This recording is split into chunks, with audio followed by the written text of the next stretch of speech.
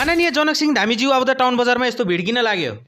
Good morning साथीहरु, आजको हाम्रो डे 10 मिनी ब्लग छ। अलि विशेष ढिला नगरी स्टार्ट गरौँ है। बिहानै उठेर टक्क लाएर फ्रेश भएर खाना खाए। बिहान त के भन्नु र है, 9 बजे उठेको थिए। खाना खाइसकेपछि मैले एलर्जीको दबाई पनि खाए। हातमा मलम लगाएर टक्क लाएर म सुत्न लागेको थिए। ठ्याक्कै भाइको स्कुल पनि छुट्टिने टाइम भइसक्यो रहेछ। मेरो पालो फटाफट रेडी भएर म घरबाट निस्किए। बाटोमै मेरो एउटा मित्र भेट भएन। मित्र पनि आफ्नो भान्जालाई लिनलाई स्कुल जान लागेको रहेछन्। त्यही भएर हामी सँगसँगै गयौँ। ठ्याक्कै हामी स्कुल पनि पुग्यौँ, छुट्टी भएर घन्टी पनि लाग्यो। भाइको क्लासमा गएर भाइलाई लिएर घरतिर लागे। आकाशको यति राम्रो बादलले दिल हाय हाय गार्डन बनाइरहेको थियो। हामी दाजुभाइ गफ गर्दा गर्दै घर पनि पुग्यौँ। गर्मी पनि अति भइरहेको थियो, त्यही भएर फ्यान लगाएर हावा खाँदैछु। एकछिन टिकटक लाइभ बसेर फेरि म गएँ साइकल बनाउन। साइकल बनिसकेपछि म गएँ टाउन बजारमा लाग्ने बुधबार बजारमा। खास गरी म बुधबार बजार घुम्नलाई मात्र गएको थिएँ। खाली हात घर के जानु भनेर मैले आधा किलो बोडी किने। बजार गइसकेपछि त्यतिकै आउने कुरा त भएन, त्यसैले नास्ता खाएर घरको लागि पनि प्याक गराएर म घरतिर लागे। माननीय जनक सिंह धामीज्यू किन आउनु भएको रहेछ टाउन बजार भन्ने सोचिरहनु भएको होला सबैले। नागरिक सुनवाई भन्ने कार्यक्रमको लागि आउनु भएको रहेछ। गर्मी चाहिँ अति भइरहेको छ गाइज। फटाफट घर आएर म फेनमा बसिरहेको छु।